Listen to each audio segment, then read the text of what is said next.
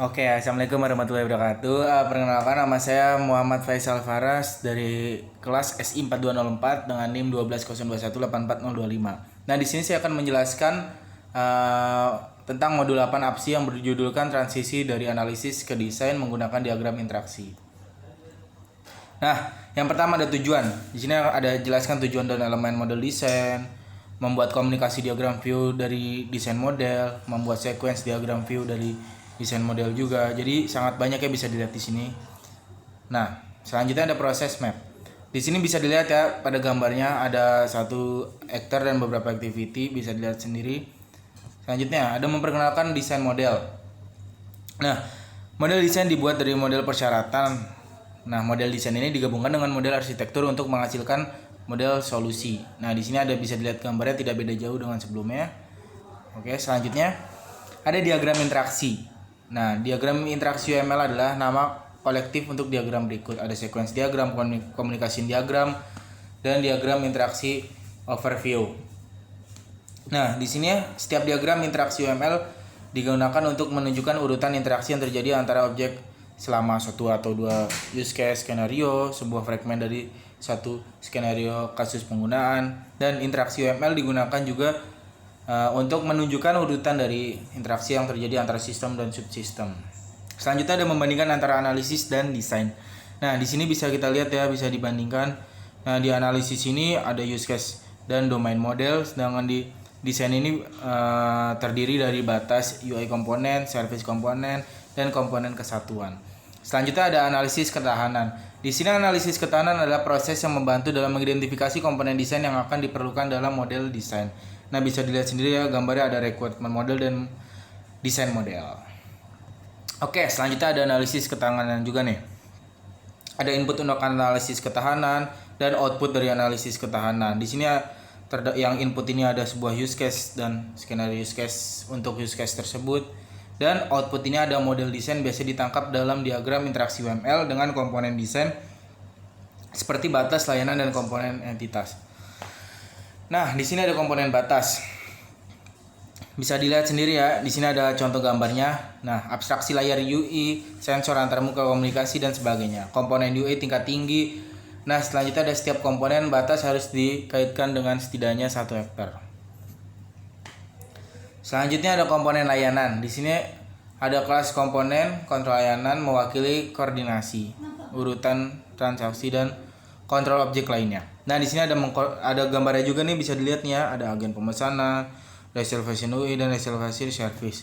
Akan mengkoordinasikan aliran kontrol, mengisolasi setiap perubahan alur kerja dari komponen batas dan entitas. Selanjutnya ada komponen entitas.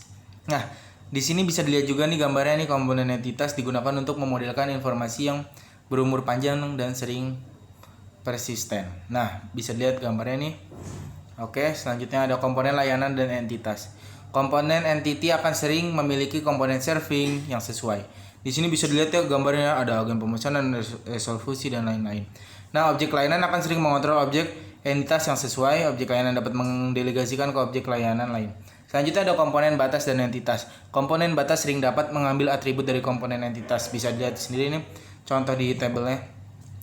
Selanjutnya menjelaskan proses analisis robustness. Yang pertama ada pilih use case, yang kedua buat diagram komunikasi, yang ketiga konversi diagram komunikasi menjadi diagram sequence atau sebaliknya. Nah, selanjutnya mengidentifikasi elemen-elemen diagram komunikasi atau diagram komunikasi UML terdiri dari elemen-elemen berikut. Bisa dilihat gambarnya nih. Nah, selanjutnya identifikasi elemen dari komunikasi diagram atau variasi dari komunikasi diagram sebelumnya. Ini bisa dilihat juga nih di sini tabel gambarnya nih ya, udah tersedia. Nah, selanjutnya identifikasi elemen komunikasi diagram. Sebuah pesan dapat menunjukkan di sini tuh di sini ada 9 ya, bisa dilihat sendiri, ada nama pesan, panah arah, panah padat, panah terbuka, nomor urut, daftar parameter, kondisi penjaga, dan parameter pengembalian. Selanjutnya ada membuat diagram komunikasi. Di sini ada 6 langkah. Yang pertama, yang pasti tempatkan aktor dalam diagram komunikasi, itu yang paling pertama. Yang kedua, menganalisis use case. Yang ketiga, untuk setiap tindakan dalam use case. Yang keempat, mengidentifikasi dan menambahkan komponen batas. Yang kelima, menambahkan komponen layanan. Yang keenam, mengidentifikasi dan menambahkan interaksi lebih lanjut. Nah, selanjutnya langkah pertama. Nah, betul kan, letakkan aktor pada diagram. Langkah 2A, identifikasi komponen batas. Bisa dilihat sendiri nih, bisa identifikasi nih. Nah, agar pemesan membuat permintaan kamar melewati tanggal perbaikan, jenis kamar, dan yang diminta. Selanjutnya ada langkah 2B, mengidentifikasi komponen layanan. Objek batas UI reservasi menggunakan objek layanan reservasi untuk melakukan reservasi. Nah, di sini bisa dilihat contohnya di gambar ada agen pemesanan, reservasi UI, dan reservasi service. Di sini ada langkah selanjutnya, langkah 2C, identifikasi entitas komponen atau metode. Maka di objek layanan reservasi membuat objek entitas, bisa lihat sendiri nih pada gambarnya nih. Nah, yang selanjutnya ada tahap 2D atau mengidentifikasi interaksi tambahan. Di sini tuh metode pemeliharaan menggunakan metode freedom untuk menemukan kamar dari tipe yang diperlukan. Nah, bisa dilihat sendiri nih gambarnya nih ya. Nah, selanjutnya ada tahap 2D, mengidentifikasi metode tambahan. Metode pemeliharaan pada layanan reservasi objek layanan bisa dilihat sendiri. Nah, ini kemudian akan diberitahukan kepada agen pemesanan yang tidak ditampilkan.